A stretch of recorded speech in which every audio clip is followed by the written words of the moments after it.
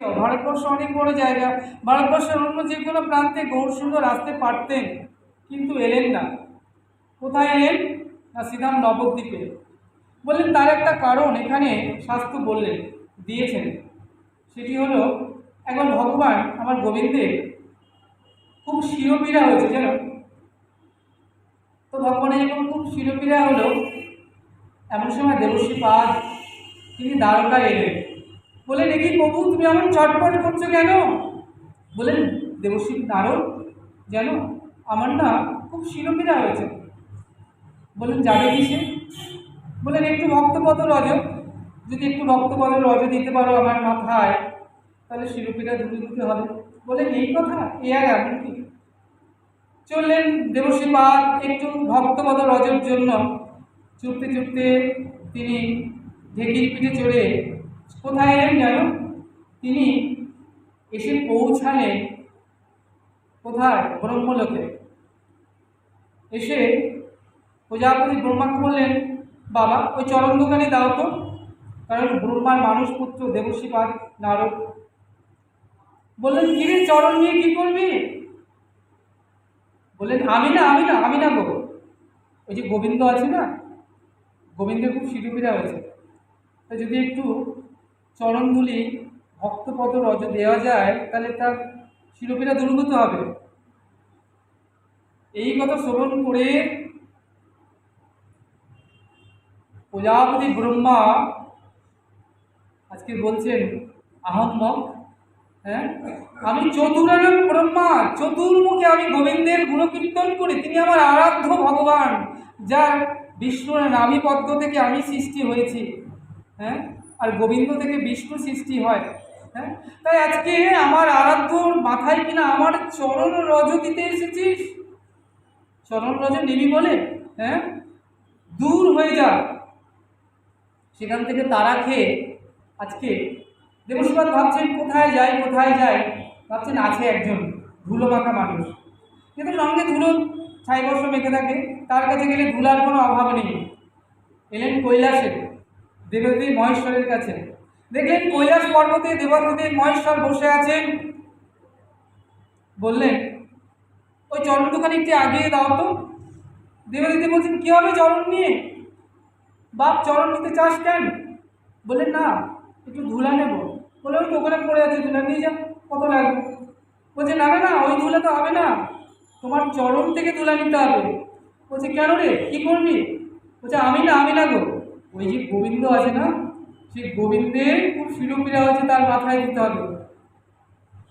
এই কথা শ্রবণ করে পঞ্চানন আজকে মহাদেব বলছে, আমি এই যে শ্মশানে মশানে ঘুরে বেড়াই কেন জানিস? আমার আরাধ্য, হ্যাঁ, সে আমার আরাধ্য দেবদেব মহেশ্বরের আরাধ্য শ্রীরামচন্দ্র আর কৃষ্ণরাম একই অবতার, একই রূপ। তিনি বলছেন, আমার সে আরাধ্য, হ্যাঁ, আমি পঞ্চমুখে রাম নাম গাই, হ্যাঁ, আর কিনা আমি যার নাম গানে মাতোয়ারা হয়ে থাকি, শ্মশানে মশানে ঘুরে বেড়াই, আর তুই এসেছিস কেন আমার চরণ থেকে ধুলি নিয়ে তার মাথায় দিবি? ত্রিশূল নিয়ে ধাওয়া দিয়েছে। ধাওয়াকে আজকে কি করেছে জানো? আজকে সেই দেবাদিদেব থেকে ধাওয়া খেয়ে দেবশ্রী পাদ ছুটতে ছুটতে এলেন কোথায়? দেবলোকে। এলোক সেলোক ইন্দ্রলোক দেবলোক, কত লোক ঘুরলেন, কেউ দিতে চায় না। ফিরে এলেন গোবিন্দের কাছে, বললেন, ও প্রভু, প্রভু গো, কেউ একটু ধুলো দিল না, একটু ধুলা পাওয়া গেল না। গোবিন্দ বললেন, তুমি সর্বত্র গিয়েছিলে? বললেন, হ্যাঁ গিয়েছি তো।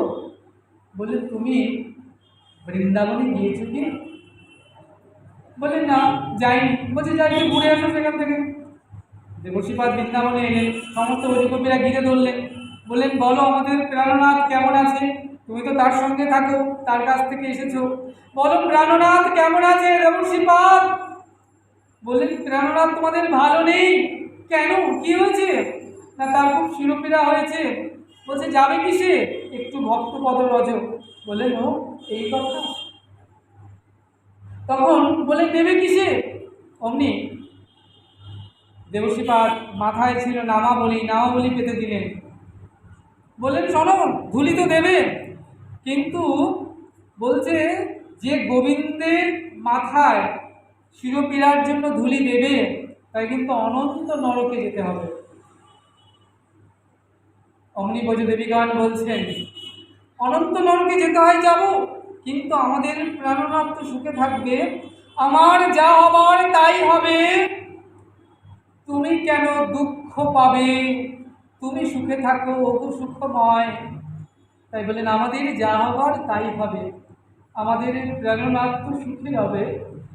ধুলো দিলেন, যার পায়ে ধুলো ছিল সে ধুলো ঝেড়ে দিল, যার চরণে ধুলো ছিল না ধুলো মুঠি মুঠি নিয়ে ধুলো ঝেড়ে দিল।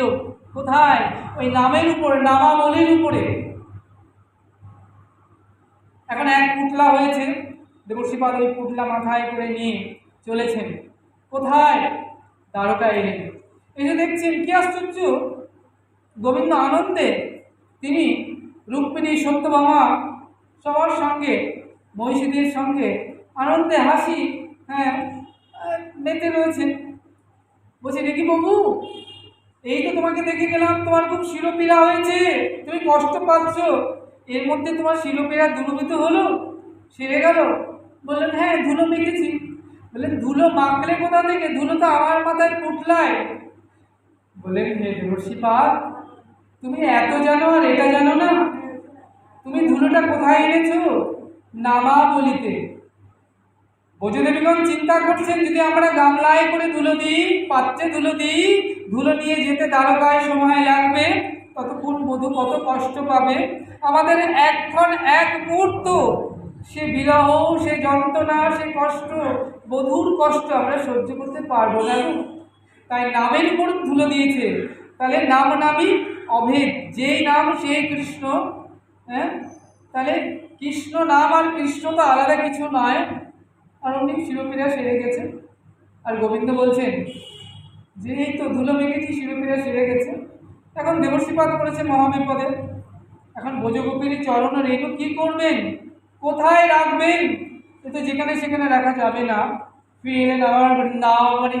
যমুনা পুলিন থেকে যখন চলেছেন তো যমুনা দেবী মূর্তিমন্ত হয়েছে। বলছেন এই দেবর্ষিপাত, বহুক্ষণ ধরে আপনাকে দেখছি যমুনা পুলিন নিয়ে, যমুনা ধার ধারে আপনি ঘোরাঘুরি করছেন, কি হয়েছে আপনার? খুব চিন্তাগ্রস্ত দেখাচ্ছে আপনাকে। বললেন হ্যাঁ চিন্তা তো বটেই, আমি ধুলো এনেছিলাম গোবিন্দের খুব শিরোপীড়ার জন্য, তো সেরে গেছে, এখন এই ধুলা পুটলি যে কি করি আমি, কোথায় রাখি? বললেন ও এই কথা।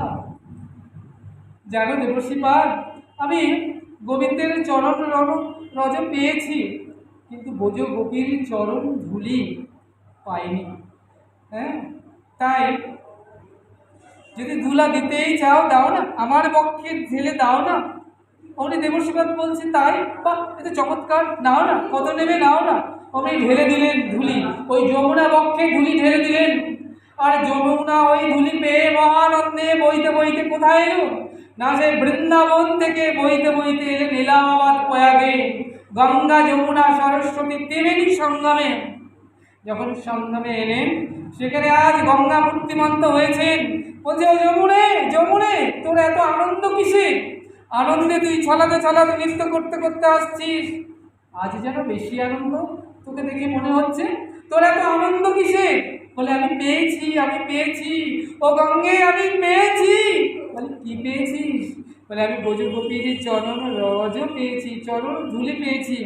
বললেন তাই, তাই তোর মনে এত আনন্দ? তা আমায় একটু দে না। বলছে তুই নিবি, কত নিবি নে না। ঝেড়ে দিলেন যমুনা ওই গঙ্গাকে। ওই ধুলি নিয়ে বইতে বইতে চলে এলেন কোথায় না, শ্রীরাম নবদ্বীপ নামক স্থানে। নবদ্বীপ সম হেন গ্রাম ত্রিভুবনে নাই, যাহাতে অবতীর্ণ হইলা আমার চৈতন্য গোসাই। সেই নবদ্বীপ নামক স্থানে এলেন। 9টা দ্বীপ দেখে কি হবে, বজ্রম দ্বীপ, রুদ্রম দ্বীপ, কোলদ্বীপ, ঋতুদ্বীপ, জম্বুদ্বীপ। যেমন একটা ফুলের পাপড়ি, অষ্টদলের ফুলের পাপড়ি, মাঝখানে কর্ণিকা। সেই কর্ণিকা হচ্ছে স্থানটাই হচ্ছে নবদ্বীপ। তাহলে আজকে বৃন্দাবনে যেমন যোগপীঠ আছে, বৃন্দাবনের রম্যস্থান আমরা জানি, বৃন্দাবন যোগপীঠ, নবদ্বীপে তেমনি। তাহলে বৃন্দাবনের রম্যস্থান, দিব্য চিন্তামণি ধাম, রত্ন মন্দির মনোহর, আবৃত কালিন্দিনী নীরেরাজ হংস কেলি করে, তাহাই সবে কনক কমল। তার মধ্যে হেমপীঠ অষ্টদালেতে আবৃত, তার মধ্যে রত্নাসনে বসে আছে দুজনে, শ্যামসঙ্গে সুন্দরী রাধিতে। অরূপ লাবণ্য রাশি অমিয়া পড়িছে খুশি, সদা হাস্য পরিহাস সদ্ভাষণে। নরোত্তম দাসে কয় নিত্য লীলা সুখময়, সদা স্ফুরুত মোর। সেই বৃন্দাবনের যোগপীঠ আর নবদ্বীপের যোগপীঠ, হ্যাঁ, আলাদা আলাদা নয়। বৃন্দাবন আর শ্রীধাম বোঝ, নদিয়া লীলা ব্রজ লীলা আলাদা নয় কিন্তু মা। নদিয়া লীলা ব্রজ লীলা আলাদা আলাদা লীলা নয় রে। উপরেতে ভাসে ব্রজলীলা, নিচে নদিয়া লীলা। যে ডোবে সে নদিয়া লীলা পায় রে। তাহলে ডুবতে হবে, তাহলে নদিয়া লীলা পাবে। তাই আজকে কী হচ্ছে জানো, সেই নবদ্বীপ নামক স্থানে যখন এলেন, তাহলে কী হলো, সেই পলি জমে জমে 9টা দ্বীপ হলো। একটা দ্বীপ হলো, দুটো দ্বীপ হলো, পলি জমে জমে, পলি মানে সেই বোঝ গোপীর চরণ রজ ধুলি। 9টা দ্বীপ হলো, নবদ্বীপ হলো। সেখানে অবতীর্ণ হলো আমার চৈতন্য গোসাই।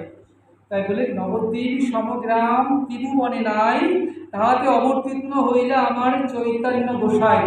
তাহলে সেই ধুলি থেকেই নবদ্বীপ ধাম সৃষ্টি হলো। আজকে কী হচ্ছে জানো, সেখানে আমার গৌর সুন্দর আমার মহাপ্রভু, তাই তো আমার শ্রীধাম নবদ্বীপে এলেন।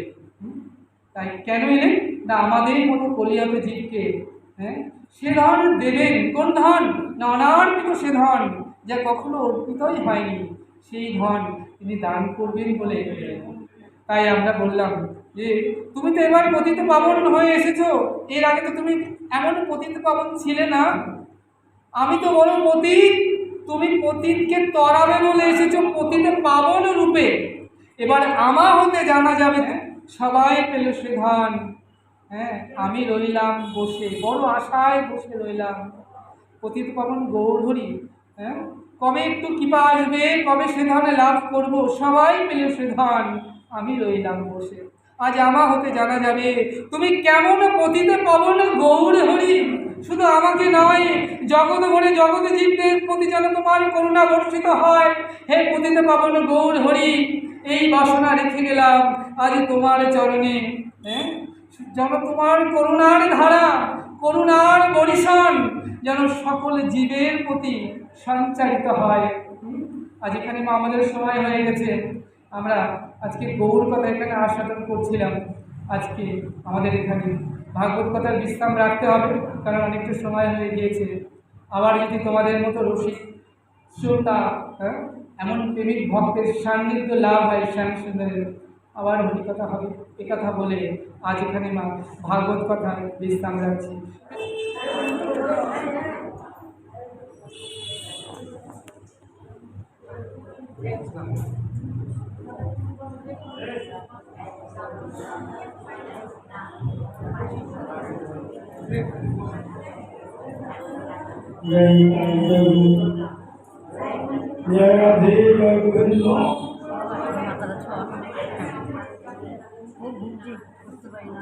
কেন ঠিক আছে, ঠিক আছে, সবই কাজ চলছে।